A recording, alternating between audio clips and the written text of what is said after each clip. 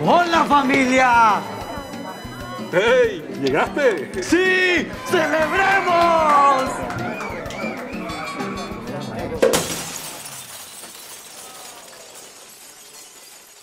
¿Necesita un adelanto salarial SOS? Si recibe su salario con Davivienda, adelántelo en cualquier momento desde la app Davivienda El Salvador. Así de fácil. Davivienda.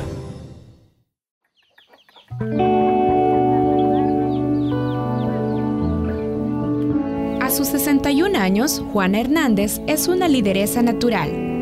Desde 1997 preside el Comité de Mujeres Fe y Esperanza en la comunidad Las Mesas, en una lucha constante por erradicar la desigualdad manifiesta a todo nivel y por el empoderamiento de las mujeres en diversos temas.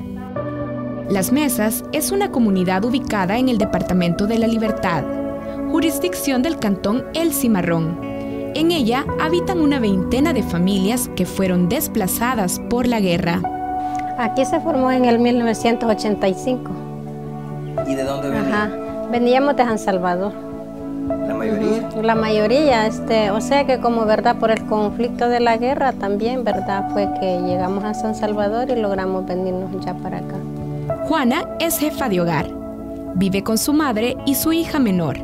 Y al igual que las otras 20 familias que forman la comunidad, una parte importante de su día lo dedica a conseguir, recolectar y consumir con suma austeridad el agua. Según CEPAL, una persona en el promedio mundial tiene acceso a 6 millones de litros de agua para el consumo humano al año. En El Salvador, esta cifra es de 474,000 litros por habitante.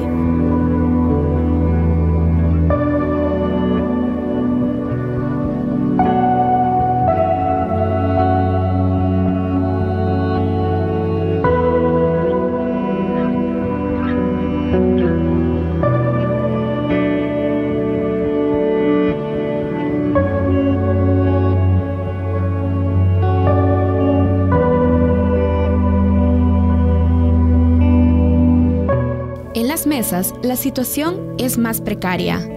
Juana dispone a la semana de unos pocos cántaros, una pila, un barril, un río y reservorios colectivos para atender el consumo en su hogar y para el resto de sus actividades diarias, como lavar ropa y para sus aves de corral. Pues nosotros la deficiencia del agua también eso nos preocupa, aunque el derecho al agua, verdad, todos como humanos, todos tenemos el deber de tener el derecho al agua, verdad. No tiene que ser un vital limitado, tiene que ser lo más que sea suficiente. Y con lo del gasto para cada familia también va bien limitada, porque tenemos que ir midiendo el agua, dependiendo la familia que tanto es de grande, así es el consumo del agua. Este año, la cosecha en general podría ser precaria por la sequía, y al no tener acceso al agua, complica aún más la situación. Pero la sequía no es nueva. Hace 3 años no cosecharon nada de maíz y tuvieron que comprar el quintal hasta en $22. Bueno, aquí se cultiva maíz, frijoles, ¿verdad? Y maicillo. Y el huerto, ¿verdad? Que siempre cada quien anda luchando por tener su pequeño huertecito familiar, así le llamamos familiar, porque cada quien lo trabaja.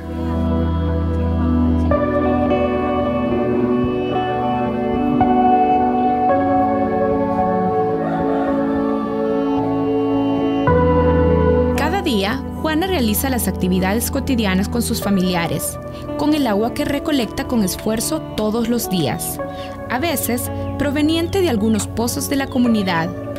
Pero, ¿qué tan saludable podrá ser?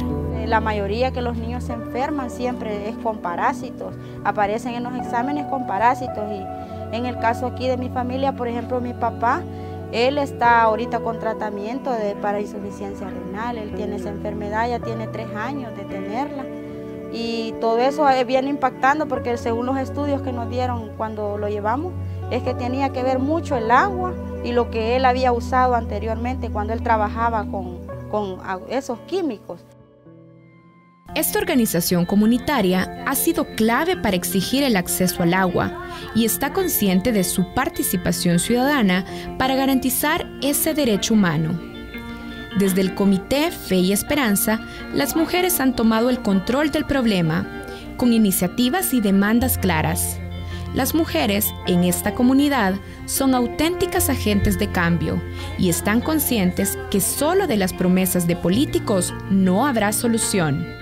Bueno, como los señores dueños de nuestro país, los que tienen el billete, ellos sí pueden tener abundancia de agua para regar quizás canchas de fútbol, qué sé yo, para tener piscinas de agua.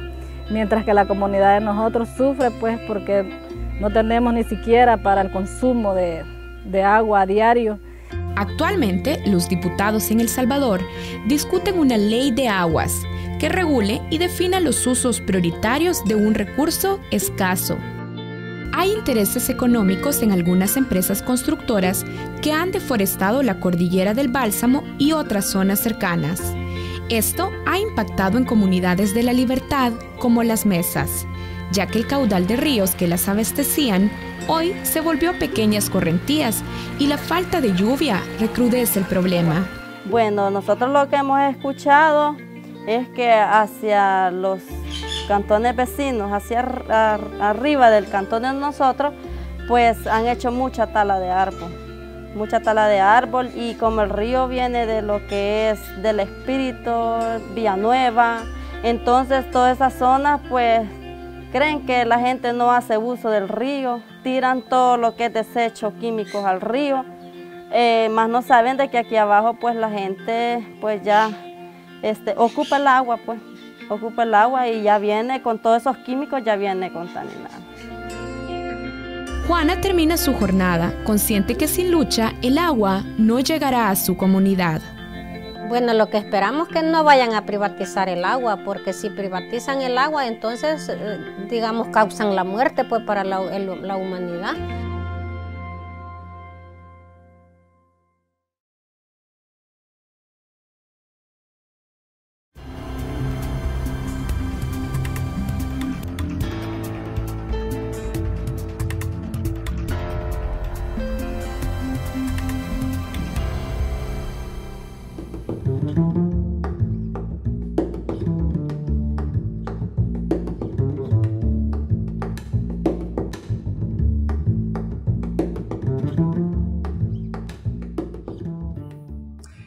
Buenas noches, bienvenidos a Matices. Karen, buenas noches. Buenas noches, Saúl. Buenas noches a todos los que ya nos acompañan en nuestra entrevista. Esta noche vamos a hablar sobre la demora en la elección de magistrados a la Corte Suprema de Justicia. Hay que recordar que el pasado 15 de julio venció el plazo en el que la Asamblea Legislativa tenía que elegir a 4 nuevos magistrados y sus suplentes para la Sala de lo Constitucional y 1 para la Sala de lo Civil. Organizaciones de abogados han denunciado que esta demora, ese retraso realizado por la Asamblea Legislativa, es una clara violación y directa a los derechos fundamentales. También tenemos que decir que dentro de la misma asamblea se han alzado voces denunciando retrasos y repartos de cuotas en la Comisión Política, la unidad encargada de construir el acuerdo de elección. Estas voces han advertido que con potenciales negociaciones entre los partidos políticos por fuera del seno de dicha comisión se están cometiendo actos de corrupción. Leonardo Bonilla asumió como diputado en la Asamblea Legislativa el pasado 1 de mayo y se convirtió en el primer parlamentario no partidario de la historia de El Salvador. Su perfil ha tomado relevancia en las últimas semanas por asumir públicamente una denuncia de irregularidades en la elección de estos magistrados. Karen, esta noche Leonardo Bonilla nos explica los motivos por los cuales también está argumentando esto y explicar también el proceso de elección de magistrados a la Corte Suprema de Justicia. Buenas noches, Leonardo, bienvenido a Focus. Buenas noches, gracias por esta invitación. Es primera vez en este programa, un placer estar con ustedes, rindiéndole cuentas al pueblo salvadoreño. Bueno, Leonardo, cuando reseñábamos que dentro de la misma asamblea han habido voces que han protestado por cómo se está llevando a cabo el proceso de construcción de la lista de favoritos para ser electos como magistrados, justamente nos estábamos refiriendo a su voz, por ejemplo, que desde la misma asamblea ha denunciado, pero también fuera de la Asamblea Legislativa. De hecho, el Centro de Estudios Jurídicos de El Salvador presentó una demanda ante la Comisión Interamericana de Derechos Humanos por el retraso en la elección de magistrados en la asamblea. El CEG reprochó que no se haya convocado una comisión política para deliberar públicamente sobre este tema. Nos gustaría empezar por ahí. ¿Cómo evalúa usted la labor que está realizando la Comisión Política, de la cual usted es miembro también, que ya se ha retrasado por más de 10 días en la elección de magistrados? Yo he hecho algunas solicitudes dentro del seno de la Comisión Política, entre ellas la primera es, o más bien la primordial, que se haga la deliberación de los diferentes perfiles que se van a proponer o que ya propusieron cada uno de los partidos políticos. Cada partido político ha presentado una lista de quienes ellos consideran deben ser los magistrados de la Corte Suprema de Justicia, propietarios y suplentes. Lamentablemente no coinciden todas las listas. En ese sentido no se puede hacer una elección, pero antes de hacer una elección se debe deliberar, y la misma sentencia de la Sala de lo Constitucional respecto a este caso señala que debe existir una deliberación al respecto y que el dictamen que baje al Pleno para la aprobación o elección de los magistrados vaya razonado. ¿Qué razonamiento puede llevar un dictamen si no ha existido deliberación? Y cuando yo digo que todo el proceso me está pareciendo a mí, es una apreciación particular y no es una acusación como reclamaron algunos diputados, es un panorama que yo estoy advirtiendo que aparentemente habrán reparto de cuotas. ¿Cómo vamos a saber eso? Hasta que se elijan a los magistrados. Cuando se elijan a los magistrados yo podré decir, hubo reparto de cuotas. Sin embargo, usted en sus declaraciones, cuando argumentó esto, cuando dice es potencial un reparto de cuotas en la medida que existan determinados perfiles en las listas de preferencia de los partidos políticos, usted estaba evidenciando que por seleccionar a determinados perfiles existía el riesgo de que haya un reparto de cuotas. Sí, es que definitivamente tiene que existir un estudio. Yo he presentado un baremo y en ningún momento he dicho que el que yo he presentado tiene que ser el patrón para que se elijan a esos magistrados. Si otros partidos políticos tienen resultados diferentes en base a un estudio técnico, entonces tenemos que deliberar en la mesa y ellos me dirán, tú tenés en la posición 30 peor evaluado a uno que tenemos en la 1, nosotros, como mejor evaluado por estas y estas razones. Y cuando se haga esa deliberación, yo tendré que reconocer si me he equivocado o si realmente ya es deliberado un puntaje que no corresponde. ¿Pero qué nombres le llevaban a usted, qué nombres en esas listas le llevaban a usted a concluir de que existía un potencial reparto de cuotas por parte de los partidos políticos? Ahora, no voy a hablar de nombres por ahora, porque yo no quiero lacerar la imagen, porque tienen señalamientos de los candidatos. Hasta que resulte electa hasta que sean electos los magistrados, y los nombres que figuren en esa lista considere yo que no deberían de ser parte de la Corte Suprema de Justicia, tendré que decir las razones del porqué y decir los señalamientos. Por este momento no lo quisiera decir, pero hay nombres que no aparecen, y eso sí lo pueden consultar dentro del baremo, mejor punteados, en el que yo presenté, que aparecen en la lista de los partidos políticos, pero que no argumentan las razones de por qué esas personas que en mi baremo no están bien punteadas, ellos sí las tienen bien punteadas. Es decir, que digan, ok, tú presentaste este informe, pero es el tuyo, y ellos tienen derecho, y yo soy solo un diputado, y las demás fracciones tienen derecho a presentar también un informe y desvirtuar el porqué, o argumentar más bien el porqué los candidatos que ellos proponen son mejores que los que estamos proponiendo. Ahora, quiero aclarar algo. El Centro de Estudios Jurídicos ha hecho señalamientos. Yo también los he hecho. El Centro de Estudios Jurídicos, creo, ha presentado una lista de posibles que coincide con la que yo he presentado. Pero también coincide esa lista que yo he presentado con la que hizo ISD. El Centro de Estudios Jurídicos es muy vinculado a la derecha, la ISD muy vinculada a la izquierda, y yo no tengo nada que ver con ellos. Claro que he recibido insumos de ellos para la evaluación, algunas preguntas que quisieron que yo trasladara, y tengo la responsabilidad de hacerlo, pero no estoy siendo influenciado por ninguno de ellos dos. Y vale la pena decir que ahora estábamos platicando con algunos diputados de Arena y la lista que yo he presentado básicamente coincide con la de ellos. Entonces, el problema es que hay otros partidos que no están dispuestos a dar los votos. Ahora, Leonardo, antes de seguir hablando del baremo y de los perfiles, pero en la Asamblea Legislativa sí que han existido reuniones entre los partidos políticos, incluso reuniones bilaterales. Norman Quijano, de hecho, aceptaba en declaraciones a la prensa que se habían reunido con representantes de los partidos políticos, altos representantes de los partidos políticos. Estas reuniones han existido en secreto y por fuera de la Comisión Política. Yo siempre he tratado de ser responsable con lo que digo, y a mí no me consta. Ahora, si ellos mismos ya lo han dicho, pues bueno, ¿qué más prueba que eso?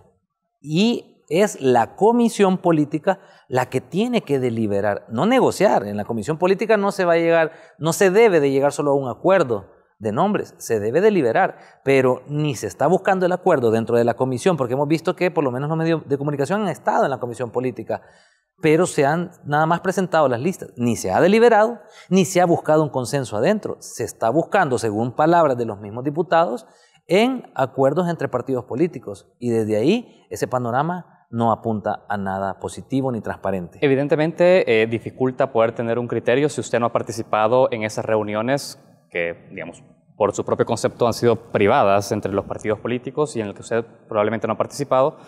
Digo, probablemente no han surgido esas reuniones, pero usted no ha participado de ellas. Pero tienen también de contexto una elección presidencial y la necesidad de establecer acuerdos al menos de 5 años en los que hayan votos dentro de la Asamblea Legislativa para darle gobernabilidad al próximo presidente de la República. ¿Usted percibe también en el ambiente la presión de esta elección presidencial a la hora de establecer los acuerdos entre los partidos y definir magistrados de la sala? Definitivamente que sí, se percibe. No van a aceptarlo los partidos políticos y siempre van a decir que la elección que ellos están buscando de los mejores candidatos, y lo han dicho todos los partidos políticos. Espero que no sea así y siempre en cada una de las entrevistas digo, espero equivocarme, pero todo está apuntando a que también el elemento de la campaña presidencial vaya a influir. ¿Por qué? Bueno, estamos viendo cómo el tema de Nayib Bukele en una posible incursión en Ghana podría quitar una alianza con la derecha, porque ahora se vuelve en competencia y en ese sentido son votos que podrían influir en la elección de ciertos magistrados o no. De hecho, Norman Quijano dijo la semana pasada también en declaraciones a periodistas que las reuniones entre Nayib Bukele y Ghana habían detenido la negociación o la discusión de los posibles candidatos a magistrados. Yo estuve en esa comisión en la que se hizo esa expresión, pero no entendí al final si lo había solo planteado o esa había sido una excusa para no elegir.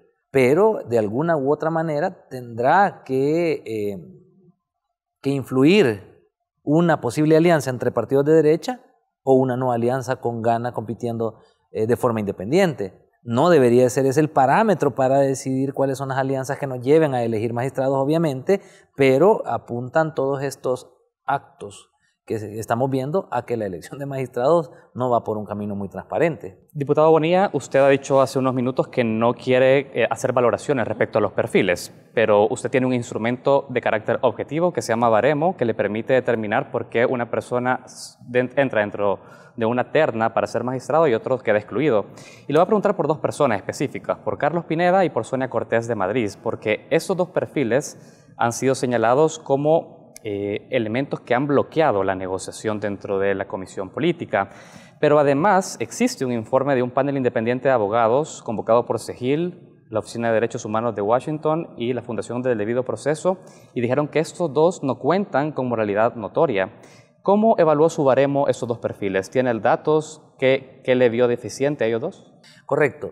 Ellos no están dentro de los mejores punteados por algunas razones. Los criterios fueron varios. Uno es los criterios, elementos materiales en los que se contemplan aquellas solvencias que presentaron por parte de Fiscalía, Tribunal Supremo Electoral, Tribunal de Ética, entre otros, que la mayoría presentaron como requisito para demostrar su independencia de partidos políticos, al menos independencia material, que no tienen que no tienen procesos pendientes ante la Fiscalía General de la República o el Tribunal de Ética Gubernamental, y pese a ello, algunos se filtraron teniendo procesos pendientes.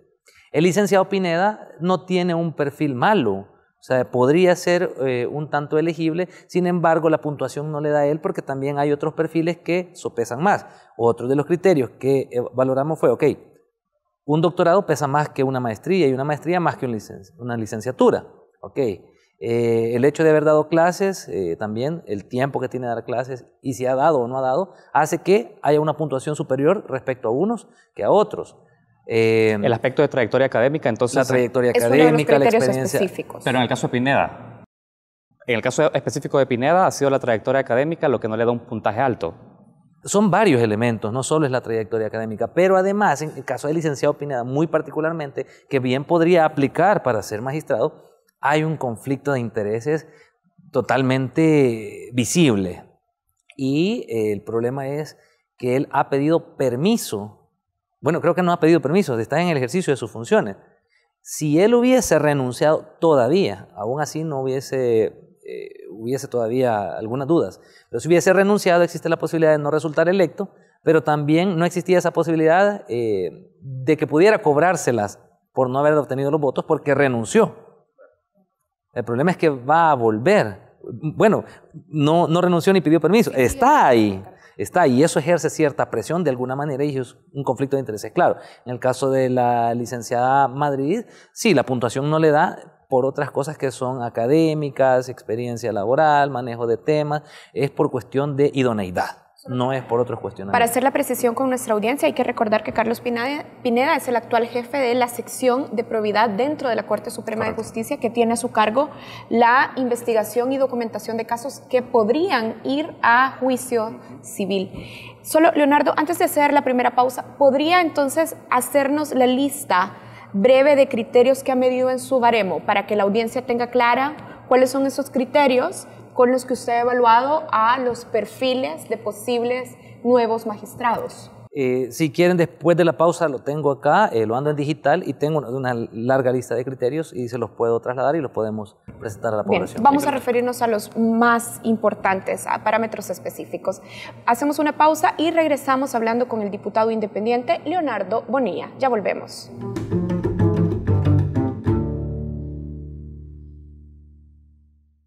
Este año vencen más de 1.7 millones de DUIs. ¿Tu DUI venció? ¡Renuévalo ya! Tu DUI vigente es el único documento que te permite votar, cambiar cheques, tramitar remesas, hacer valer tus derechos y muchos beneficios más. Evita aglomeraciones y haz tu cita en línea en www.dui-sb.com o llamando al 2555-1900. DUI Centro, identificando El Salvador, Mühlbauer y Registro Nacional de las Personas Naturales. Amor, ¿cuándo vamos a comenzar a ir al gimnasio? A mí me prometiste que iríamos de camping. Papi, yo quiero ir al cine. ¡Vamos pues! Solo con tu tarjeta Club LPG ahorras y obtienes más beneficios para tu familia.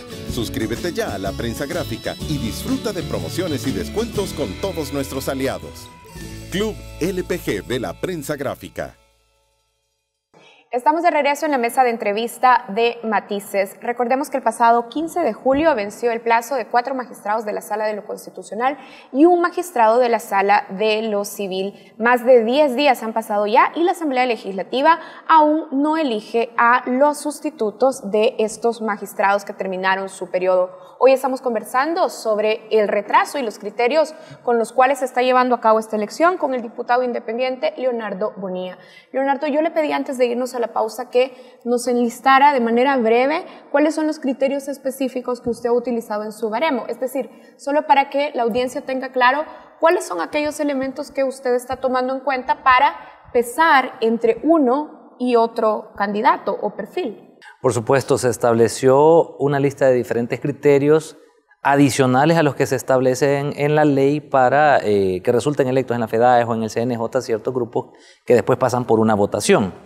Entre estos criterios pasan los materiales, los criterios materiales que son las solvencias que ya habíamos mencionado, pero además valoramos también la formación académica, el título que ha obtenido, doctor, o una maestría, una licenciatura. Pesa también el tiempo, si han dado cátedras y cuánto tiempo han dado. Algunos han escrito artículos, otros hasta han escrito libros, y todos esos elementos van pesando. El tiempo de experiencia a veces pesa más, particularmente en la rama, es decir, derecho constitucional, aunque no necesariamente el hecho de que un magistrado tenga estudios o experiencia en temas constitucionales lo excluye, porque puede haber una pluralidad de pensamiento dentro de la misma sala. Una pregunta, que no es un detalle menor.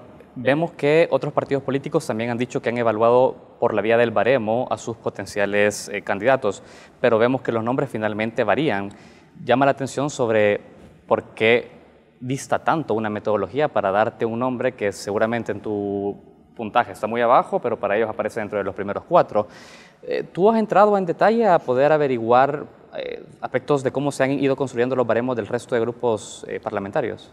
No he visto cómo se construyeron. El PCN, por su parte, presentó hace algunas sesiones de comisión el instrumento, sin nombres y sin resultados. Presentó el instrumento. Con nuestro equipo nos dimos a la tarea de llenarlo en base a los criterios establecidos en el baremo planteado por el PCN y casualmente coincidía mucho con los resultados obtenidos en el baremo que nosotros presentamos. Pero a la hora de presentar la lista del PCN no coincide con los resultados de su mismo baremo. Arena también presentó ya un baremo, ya lo hizo público a través de las redes sociales y los nombres que se plantean por parte de Arena coincide con el resultado que nosotros hemos planteado. En ese sentido entiendo yo que Arena estaría dispuesto a dar 37 votos por los nombres que coinciden entre el de ellos y con el cual coincido yo, pero no sé las razones por qué no coinciden en nosotros partidos políticos. La del FMLN es una lista que no, es un resultado que no es producto de un baremo. No han presentado baremos, no han dicho que lo han realizado y solo presentaron una lista. Y esos nombres, de hecho, aparecen menos punteados en el baremo del PCN, perdón, el de Arena y en el mío. Y esa es toda la incógnita que aquí no se puede esclarecer. Nos preguntaban a representantes de diferentes partidos políticos en una entrevista televisiva que si estábamos listos. Y cuando le preguntaron a cada uno de los representantes, todos decían que estaban listos para emitir el voto. Bueno, entonces, ¿cuál es el problema? ¿Por qué no se elige?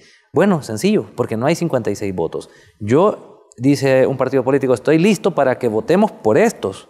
Y entonces viene el otro partido político y dice, yo también estoy listo, pero para que votemos por estos. En ese sentido, no coinciden 10 nombres y son 10 magistrados los que se van a elegir. Ahora, Leonardo, solo para terminar de hablar sobre los perfiles, hemos visto que a través de la presión, vamos a decir, a través de los medios de comunicación, también todas las discusiones que han habido en la Asamblea Legislativa, se conoce que hay nuevas listas de candidatos favoritos, digamos, para los partidos políticos. Por ejemplo, entre la lista que usted presentó y la lista que los partidos políticos Gana, Arena y FMLN, PCN y PDC han presentado, hay nombres que ya empiezan a coincidir. Ivette Cardona, por ejemplo, aparece en su lista, aparece en la lista de estos partidos. Aldo Cader también aparece en su lista y aparece en la lista de estos partidos. ¿Cree entonces que nos estamos acercando a una posible elección de perfiles más competentes, más independientes? Yo quisiera dar ese beneficio de la duda. Bueno, quizás es muy feo decirlo así, y quisiera ser más optimista y pensar que sí. ¿Pero? El detalle es que son 10, y aunque esos nombres coinciden, no se pueden elegir a 2 y después elegir al resto. Entonces nos vamos acercando, pero llevamos 2 o 3. Faltan 7 que coincidan, y eso se vuelve complicado. Ahora, hay otro detalle. Yo no estoy casado con ningún nombre y ni voy a defender a capa de espada a ninguno, incluso aunque estén en mi lista como primeros. Si vienen otros partidos políticos y me dan sus criterios y realmente son criterios de peso de por qué uno de los que está en mi lista no debería estar, pues hombre, es lo que se debe hacer, es el debate. Pero que solo me vengan a decir un nombre que lejos de estar bien punteado es cuestionado, tampoco voy a dar un voto por esa situación, aunque consiga los 56 votos este candidato. Ahora, esa discusión no la tendríamos en este momento, en esta mesa de entrevista, si efectivamente la ley estableciera unos criterios y parámetros muy bien y claros establecidos de cómo se eligen magistrados a la Corte Suprema de Justicia. Hoy por hoy lo que se establece es un criterio de carácter político meramente. Usted, al tener esta experiencia, ¿ha identificado la necesidad de aplicar reformas a la ley y al procedimiento? ¿Ya tienes con su equipo, dentro del equipo de no partidarios, digamos, usted como diputado y el equipo que lo apoya, algún tipo de reformas a hacer en los próximos meses? Pues como que si ya me hubieras dicho que me ibas a preguntar eso, sí. ¿Cuáles son? Estamos trabajando en la creación de una ley especial para elecciones de segundo grado. Una ley. Aunque organizaciones, bueno, yo cuando participé con organizaciones... ¿Se refiere al equipo? A su equipo. A mi equipo de trabajo. Aunque cuando yo participé con organizaciones de la sociedad civil, propusimos reformas al reglamento interno de la Asamblea Legislativa para transparentar un poco más el proceso.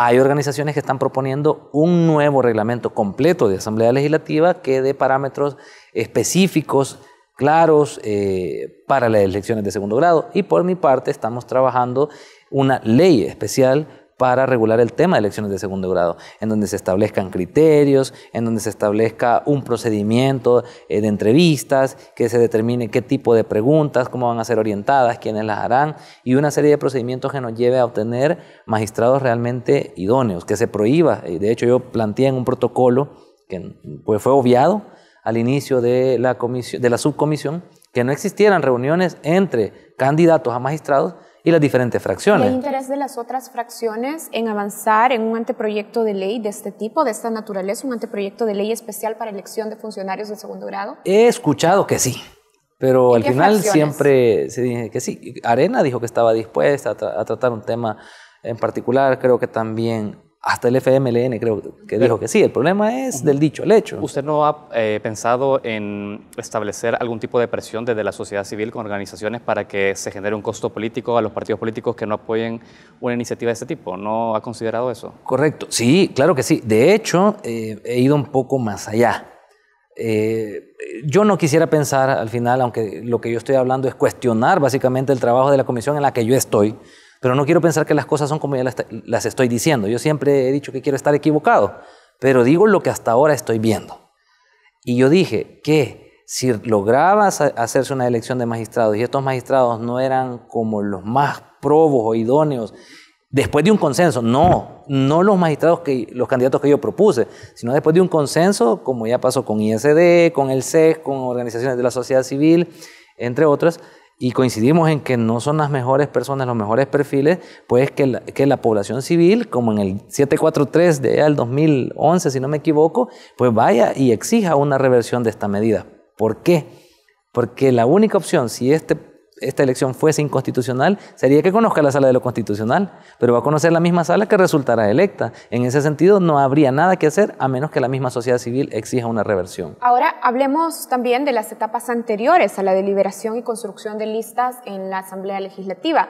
Y es que, por ejemplo, el panel independiente de expertos que observó la elección en FEDAES y el Consejo Nacional de la Judicatura ya había advertido que estas dos instancias no tienen las herramientas adecuadas para identificar a los candidatos con moralidad y competencia notorias. Y además decían, cuando el proceso llega a la Asamblea Legislativa, se va a desarrollar, como ya lo estaba mencionando, en un marco de discusión meramente política que tampoco considera adecuadamente los elementos de mérito. A su juicio, ¿qué reformas hay que hacer también en el proceso de preselección desde FEDAES y el CNJ? Ok, es que la ley que nosotros estamos proponiendo contempla desde la etapa inicial.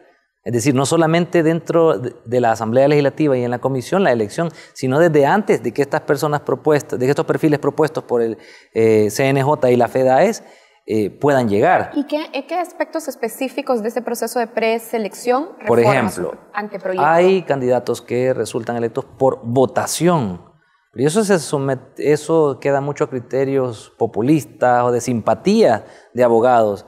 He escuchado que abogados hicieron fiestas en donde repartieron alcohol más que ir a expresar cuáles eran sus ideas sobre una Corte Suprema de Justicia, era ganar adeptos y con eso votación. Y entonces en ese sentido no es el más capaz el que resulta propuesto, sino el más simpático, el que generó más adeptos. Y esto propone que eliminar la elección de FEDAES, por ejemplo. Estamos estudiando si podría o no haber elección, pero al haber una elección que ya hayan filtros y que si van a ir a elección, por lo menos sean perfiles completamente idóneos. O sea, no va a participar cualquier abogado que tenga simplemente simpatía, sino que aunque haya una elección, porque por ejemplo en la Asamblea vamos a hacer una votación, ¿ok?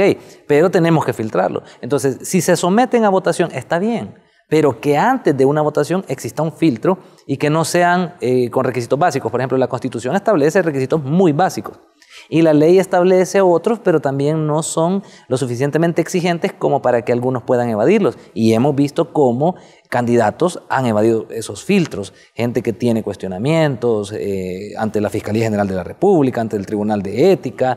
Establecer también un nivel académico muy específico. Si está bien que con una licenciatura pueda llegar a una magistratura, o que se determine que por lo menos una maestría, o que definitivamente sea doctor, que sí tiene que tener experiencia constitucional si va a la Sala de lo Constitucional y experiencia en materia civil si va a la de lo civil, o si eso no es necesario. Todos esos criterios deben incorporarse en esta ley. Diputado Bonilla, estamos cerrando la entrevista, pero antes de esto sí es bueno dejar en claro que la jurisprudencia que la próxima Sala de lo Constitucional vaya a sentar determina el trabajo que usted tiene como legislador, porque es lo que establece su marco de normas y leyes. ¿Usted ha identificado dentro de su agenda de temas por los cuales llegó a ser diputado y ofreció una propuesta, una plataforma electoral, en qué aspectos necesita tener usted claridad a nivel constitucional para avanzar en reformas de leyes o en temas estratégicos que usted crea que el país necesita, en donde la Sala de lo Constitucional va a tener el desafío de fallar en los próximos 9 años? A ver, de que, o sea, repetime bien la pregunta. ¿Tiene usted ya, digamos, la claridad de cuáles son esas sentencias claves que la próxima sala tiene que fallar para poder tocar temas claves desde la Asamblea Legislativa? Hay una serie de sentencias que hay que estudiarlas. El problema es que existe el riesgo, y eso se preguntó incluso en las entrevistas, de si algunos candidatos estuvieran dispuestos a revertir algunos criterios jurisprudenciales de la Sala de lo Constitucional. Pero estamos en el estudio de algunas sentencias que deben mantener su criterio en estos 9 años para darle gobernabilidad al país y para no atentar contra la certeza jurídica.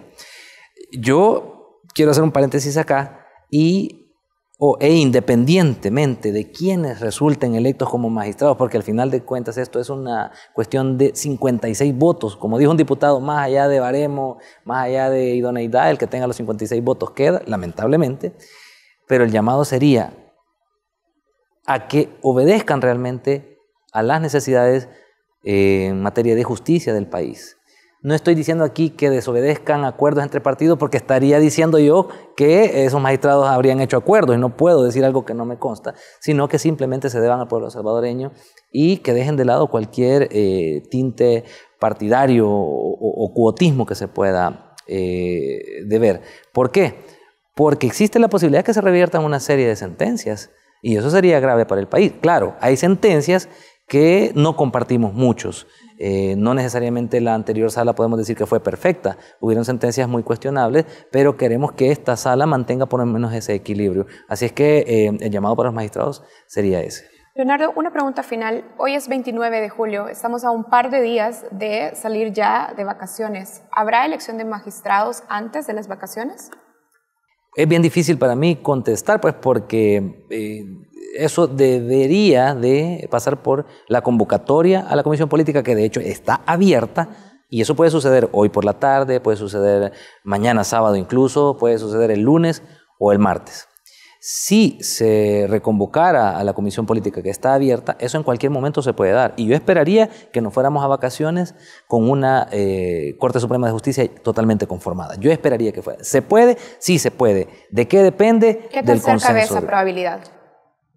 Pues es bien difícil, porque pasa porque ya haya un consenso, y podrá ser que falten 3 votos, y eso por 3 votos no se puede dar. Y la coyuntura con el tema de Gana, Bukele, creo que, como ya lo hablamos, lamentablemente tiene mucha injerencia en este proceso. Leonardo Bonilla, diputado no partidario en la Asamblea Legislativa, queremos agradecerle su tiempo y su participación por primera vez en Focos. Bueno, no hay nada que agradecer, es mi obligación dar a la población salvadoreña los insumos de lo que está sucediendo en el acontecer legislativo. Bueno, nosotros hacemos una pausa, quédense porque regresamos con más contenidos en Focos.